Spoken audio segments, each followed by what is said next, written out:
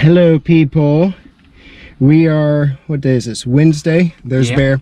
Now, I was working today and I was scrolling through Instagram real quick and I saw Adam LZ had done the hashtag stay at home burnout challenge.